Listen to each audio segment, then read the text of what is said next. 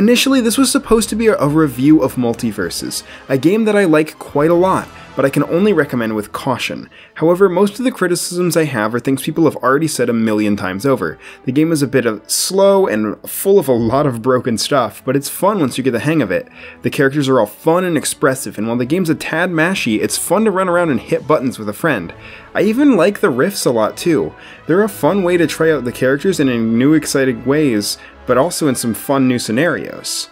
However, the reason I say to be careful about this game is the god-awful monetization.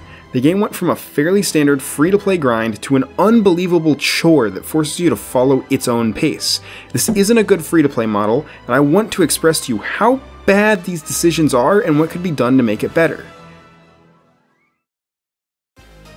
The biggest thing about a fighting game is its characters, and Multiversus is no exception. So how do you get new characters? In the beta, you could purchase them with coins. However, in the full release, coins were removed. You instead have to use fighter currency, a new form of payment. You need 3,000 for an older character and 6,000 for a character of the season. You can also buy them with Gleamium, the premium currency, for 1,000 to 1,250 Gleamium each, about $10. Even with the best deals, you'll be paying about $200 for every character on the roster as of now if you wanted to buy them that way. So, what's your alternative? How do you obtain fighter currency? Well, you sort of don't, at least not consistently. Let me explain. The only way to grind fighter currency is through toasts. You get 5 each day, and every time a player toasts you, you get a whopping 5 fighter currency. In this system, assuming you could play a game every 3 minutes, and assuming that every player you play against toasts you, it would take at least 30 hours to get one character with this method, and that's improbably lucky. Most of the time it'll take somewhere around 150 hours, considering you'll only get a toast around 20% of the time, and even that might be a little bit generous. To the game's credit, it doesn't actually expect you to get characters this way, as there's several non-repeatable ways to get characters. New players get 1,500 fire currency basically for free, so that's halfway there. The closest thing to being able to grind fighter currency is the fighter levels, which work how you'd expect, as you can get XP for your respective character just by playing matches. At levels 5, 10, and 14, you get fighter currency for a total of 600. Max out 5 fighters and get 1 free, like some kind of sandwich loyalty card. Your player level also affects this, but since it's impossible to see the reward track for it, I can't really comment on it. Sometimes you do genuinely get a nice boost though. The main ways you get fighter currency though are their own special hellish waiting games. The most straightforward of which is the Battle Pass, lasting for 8 weeks each season. The free pass has 1,700 and the paid pass adds an extra 2,000, so you get half a character for free and the rest of the character if you pay. Oh, what a steal! Don't worry, you can get Battle Pass XP by playing the game. For playing a PvP game, you get 10 per win and 5 per loss. To complete the pass, you need 140,000 XP. Again, winning 20 games an hour, that's 700 hours. 4 real-life weeks without stopping. I'm sure you can see where this is going. There are daily and weekly missions to do. You can get 1,500 XP a day this way with an additional 7,500 a week. Weeklies can also require specific characters which you don't have, so that's fun. Assuming you can do everything though, that totals to 18,000 even. That's a little under 8 weeks to get everything. Starting to see the issue? The game doesn't want you to grind, it wants you to log in every day, do your dailies, and then do something else, and your reward is at best 1 whole character. This also adds a question as to why anyone would buy the pass if they joined in late. There's no reason to spend money on a pass you know is physically impossible to complete. There's no good reason to do it like this. In the middle of making this video, Player First Games actually acknowledged the issue with XP gain and bumped the gain up to 50 XP. That 700-hour grind is now a 140-hour grind, and while that's still a lot, I think it's a lot more reasonable when you combine it with the other sources of EXP, and it's much closer to how it was in beta. This aspect of the game is a lot better, and it really shows that the devs are willing to make very important changes like this. But it's far from my biggest issue, and I still think it's important to show just how rough the rest of it is, and I still think the context behind this is important because it did drive away a lot of players. If you thought that was confusing, get this! There's another set of missions for the Rift mode. Beating bosses will unlock new skins, 3,000 fighter currency, and even the new character Agent Smith. So new, in fact, he's not even in the game yet. Wait, what? So what this actually is a reward for beating each specific ranked difficulty of each Rift. What that doesn't tell you is that most of this is genuinely just not possible yet for one of two reasons. One, the Rift that it needs you to complete is time-gated. Rifts only release each week, and each one has 4 to 5 levels. Agent Smith won't be available until week 5, since that's when there will be enough missions to get him, but most players probably won't be seeing him until week 6, because to play higher difficulties you need stronger gems, which buff your character's stats and give them new properties. To level your gems you need to fill up a one-time gem cauldron meter, which may require playing levels with characters you don't have, and does require bringing in a second player for the highest tier, or waiting for a daily event that gives you gems for that character. The last two difficulties have a life system that when you run out, you have to try again tomorrow. So if you're grinding gems for the highest tier, you have a time gate, for a time gate, for a time gate, for a time gate. I have no words to describe how terrible this system is. The gems don't even give you a super concrete idea of what level they are, so it's hard to truly judge, but it takes a lot. The Battle Pass and the daily missions can give you gems too, but it doesn't seem like much, and that's just the other time gates interacting with this one. Another update in post here, the devs responded in regards to the lives in Rift mode. In a now infamous comment, the devs said the fact that you could purchase more lives for Insanity and Loony difficulty in Rift mode was a bug. And as crazy as it sounds, looking at what they did, I think there might be some truth to it. The Insanity difficulty was disabled on the Jason Rift, and the Loony difficulty was locked away until July 10th. My best guess is that that final difficulty wasn't supposed to be played yet, the life system was simply a concept they tried, and somehow the Jason Rift was actually a difficulty higher than intended. Looking at the Insanity difficulty for Dexter's Rift, it doesn't appear to have lives at all, so maybe it's only Loony difficulty that does, or maybe Loony will be completely reworked too by the time we see it. This is in no way a defense of how it got in the game in the first place. If it wasn't intended, it shouldn't have been there, but I wanted to clarify that this has been addressed and it's not the last two difficulties. Because of the difficulty changes, Smith will be locked until Rift 7 as well. A lot of people have the idea that the way you unlock new fighters is just through playing the game, that you can just play enough to get everybody, but that's not true. If it actually took 20 hours of grinding, sure, by all means the system is a slog, but if you're a dedicated player who loves the game will reward you back. But that's not what the game wants. The game wants you to wait for the next time wall, show up, and then let it time wall you again. Even the devs have pushed this narrative that there's a race to the end of the Battle Pass, when in almost every opportunity they've intended to put it on rails. Assuming optimal conditions, including leveling up characters while they're in weekly rotation, you could get a total of 1,500 Gleamium from the beginner bonus, 15,600 from all the character levels, and then 4,700 from the season events. There's some extra events here and there sporadically, but these are the consistent ways to get it. In total with all this, you would be able to obtain a whole 7 fighters, 6 if one of them is Joker. It's only about a third of the roster, including Shaggy and Banana Guard, who are free. And that's the most you can get. Any more and you have to wait for a timed event or season that gives you more. Assuming new characters will all cost 6,000, then eventually it'll be impossible to save up to get characters at the rate they release.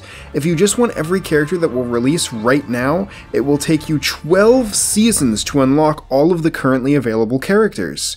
Again, it'll probably be a little faster with the bonuses you get here and there, but still about 2 years of playing consistently.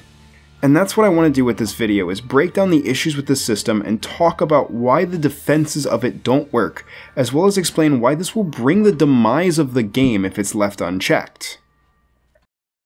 Another big defense I hear a lot is that this is just how free-to-play games are. The model inherently has a lot of problems, it's only natural that there will be issues to address. So I went and looked at the competition to give you an idea of just how bad this is in contrast. I want to give a quick shout out to the games like Slayer for Hire and Rushdown Revolt. These games are largely abandoned unfortunately, but offer fun gameplay with all the characters unlocked from the start, only charging for skins. However, these games largely aren't receiving updates anymore, so they're a bad comparison. But there are 2 other active free-to-play platform fighters to talk about. Brawlhalla is by far the biggest free-to-play platform fighter, with its only competition being Multiversus, which does eclipse its player base every so often. Brawlhalla's systems are designed to reward you for playing the game. Characters in Brawlhalla cost anywhere from 7,200 to 900 coins, but the average price is about 5,400. This means the currency is inflated a little bit from fighter currency, but if you want a very rough estimate, imagine one fighter currency is worth 2 Brawlhalla coins. Just for playing matches, you can get anywhere from 15 to 40 coins depending on win or lose and other factors in the match. Assuming you can play around 15 matches an hour, that's around 400 coins an hour. There are similar ways to farm coins for AFK with similar rates, if not better, so if you really want to grind, you don't even have to be there. This means that you can get a character in an average anywhere from 3 to 18 hours of play, but averaging around 13.5 hours. That's what an average free-to-play grind looks like. It's not ideal, and you'd get it much faster in a paid game, but it's something that is achievable by a player who is dedicated to the game and genuinely wants to play it more, compared to the unfathomable demands of Multiversus. And that's just the repeatable stuff. Brawlhalla has 3 daily missions that give you 250 gold each for a total of 750 gold apiece. You can get any character you want in 10 days of dailies alone, and that's before you factor in the login bonus giving you anywhere from 50 to 250 just for logging in. Events can make this bonus even higher too. These are still time gates, but the fact that they're a reward to make the grind faster rather than the only way to grind makes a huge difference. Characters leveling up also gives you 120 if you don't get a color, meaning you have a repeatable way to get a bit of extra gold. And if you really don't want to unlock fighters manually, you can just buy the game and purchase every character for $40, though it does frequently go on sale for about $20. It's not related to the fighter unlocks, but I also wanted to mention that the Battle Pass is much more reasonable too. There's a lot less stuff in it, but there's an easy way to get Battle Pass XP just by playing matches, and the weeklies are sorted by week and don't go away until the pass is complete. I don't know how fair this system is overall, because it wasn't my focus, but it definitely seems a lot better from a first glance. Brawlhalla shows how you can do this system, make a ton of money, and be fair to both your free and paying players. Flash Party is a platform fighter on Steam and mobile with over 1 million downloads. I didn't know much about this one, but its monetization is on par with, if not worse than Multiversus in some ways. However, I still want to talk about it for reasons I'll get into later. To get a character in Flash Party, you need 688 lucky tokens, or 60, 80, or 160 fighter tokens depending on when the character releases. This system has the same problem that Multiversus does, where there are only a limited number of fighter tokens each season, so you have to use them wisely. In your first season, you'll get 320 fighter tokens through the Star Pass, as well as an additional 80 from the Battle Pass. Each subsequent season also gives you an extra 60 outside the Battle Pass. This means that each season you can get one average price character and one cheap character, or save up for a few expensive ones. This system is extremely comparable to Multiversus, with both games giving around the same rate, but Flash Party giving you 320 through normal progression and not fighter level up rewards that require you to play every character in the game to an excessive amount, means that a new player is going to have a much easier time getting into it, and the game is going to seem much more generous. The game also lets you buy the characters with real money at a really poor rate in-game of $12, or on Steam for $60 for the base roster and $20 for the first season of DLC, with both frequently going on sale. While I saw complaints about the contents of the Battle Pass being lacking, I didn't see too many complaints about the difficulty to obtain it. However, I do have to mention that just while you do get a lot of Battle XP just by playing, you can only get so much before it has to refill your ability to get more. Ultimately though, Flash Party is dying, and that's kind of when I wanted to talk about it. People aren't interested in having to wait several months to unlock a new character. Its monetization is genuinely atrocious too. I think I'd come off as biased if I didn't mention that the game has a sticker system, which is their alternative to perks, and they're tied to loot boxes. The skins are also crazy expensive, like some upwards of $50. However, this game also has the mobile market to carry it. Multiversus does not. If it's struggling, imagine how bad it will be for Multiversus down the line. Also, I want to make it clear that Multiversus itself knows better, as these monetization issues were not present in the beta. In the beta, everything was based on coins. You got 6 for every match played, and 6 for every match won, and an additional 100 for your first match won that day. Toasts were still here, and they gave 20 gold instead of 5 fighter currency. Without toasts, the 150-hour estimate shoots down to a 12.5-hour estimate, and if we assume the same rate of toasting, that's more like a bit over 10 hours. And that's assuming that the character costs 3,000. In fact, that was the most any character in the beta costed. In beta, characters costed more or less based on their difficulty, with 1,500 for easy characters, 2,000 for medium characters, and 3,000 for hard ones. Easy characters could be gotten in only a couple of play sessions, making them totally achievable to get quickly. The Battle Pass would also give you boosters that would triple your coin game for some time, giving you even faster character unlocks. And speaking of the Battle Pass, the last season of the beta made a controversial change to the pass to make it much more grindy, bumping it up from 47,000 XP to complete the pass to 87,000, which many players complained about. Both Battle Passes combined have less XP than the current one, by the way.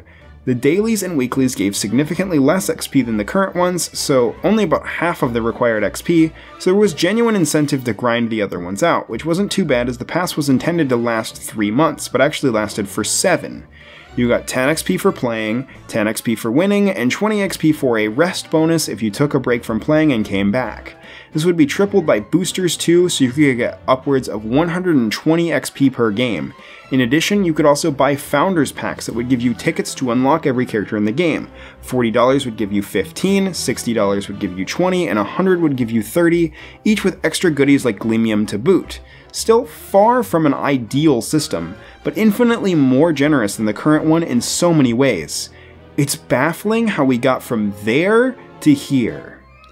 But there are a small subset of players that actually like the new progression, which baffled me. It's objectively worse in nearly every way. Why would you want this? And then it hit me. The system is actually great for a very small subset of players who don't have issues with the character grind because they already had all the characters. The game has made some quite generous decisions towards veteran players, so it's time we talk about the game's trump card, Gleamium. Formerly, Gleamium was an exclusively premium currency.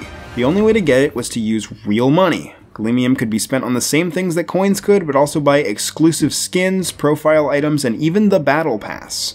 Gleamium can be spent on the same things in the release build, but now, events and the Battle Pass can give you a little bit for free. You get 300 for the free Battle Pass, or 1,000 if you pay, meaning that you can buy the 950 Gleamium Battle Pass every time with itself.